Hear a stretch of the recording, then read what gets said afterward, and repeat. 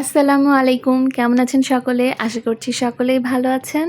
আজকে চলে আসলাম ইলিশের একটি রেসিপি নিয়ে।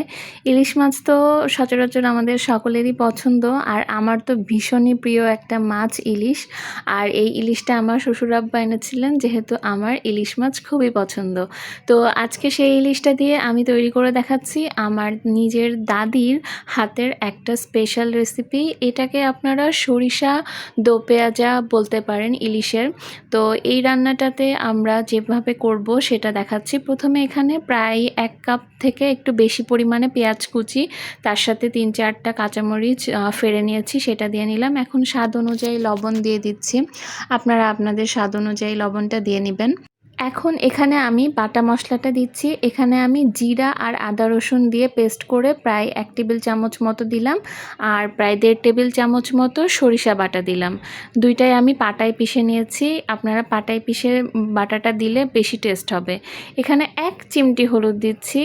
এই হলুদটা না দিলেও চলে, একটু সামান্য কালারটা আসার জন্য দিচ্ছি। আর এখন এখানে প্রায় 1/2 কাপ মতো সয়াবিন তেল দিয়ে নিলাম। আর এই রান্নাটাতে তেলটা একটু বেশি দিতে হয়, তাহলে একটু চেহারাটা গ্লসি হয় রান্নাটার। এখন আমরা এই সামান্য মশলাগুলোকেই পেঁয়াজের সাথে খুব ভালো করে চটকে মেখে নেব। আর বেশি কিছুই এতে দিতে হবে না। দেখতেই পেলেন আপনারা যে কতটা অল্প উপকরণ দিয়ে আমি এই রান্নাটা তৈরি করছি। আপনারা অবশ্যই এই রান্নাটা তৈরি করে দেখবেন এইভাবে অল্প মশলায়। আর ইলিশে তো আসলে এমনি মশলা লাগেও না, অল্প মশলাতেই ইলিশের মেইন স্বাদটা আসলে বজায় থাকে। তো এখন আমরা এই পেঁয়াজটাকে খুব ভালো করে মেখে বা মশলাটাকে একদম মেখে নিলাম পেঁয়াজের সাথে। এখন এই মাছগুলো দিয়ে দিচ্ছি। মাছগুলো দিয়েই পেঁয়াজের সাথে আবার একটু মাখিয়ে নেব। আমি এখানে প্রায় আপনার 6 পিস ইলিশ নিয়েছিলাম, আর পেটের মধ্যে অনেকটা তেল ছিল, তো আমি তেলটাও নিয়ে নিয়েছি।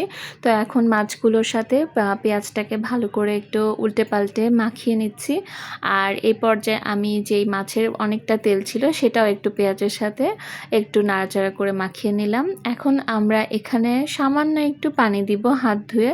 আপনার বলতে পারেন আপনার 1/4 কাপের মতো বা তার থেকে একটু বেশি, সামান্য একটু পানি, হাতটা ধুয়ে জাস্ট মশলাটা যেই পানিটুকু লাগে সেইটুকুই, এর বেশি আমরা পানি দিব না। আর এখন ঢাকনা দিয়ে ঢেকে আমরা চুলার আঁচটা একটু বাড়ন্ত রেখেই চুলাটা আমরা একটু ঢেকে দিয়েছিলাম আপনার 5 থেকে 6 মিনিটের জন্য। এখন ঢাকনাটা তুলে আমরা মাছটাকে একটু উল্টে দিলাম, আর এইভাবে আবারও ঢাকনা দিয়ে ঢেকে এবার চুলার আঁচটাকে আমরা একদমই মিডিয়াম টু লো হিটে রেখে দেব আপনার প্রায় 20 মিনিটের মতো। এইবার আমরা 20 মিনিট মতো রেখে দিয়েছিলাম। এখন দেখতেই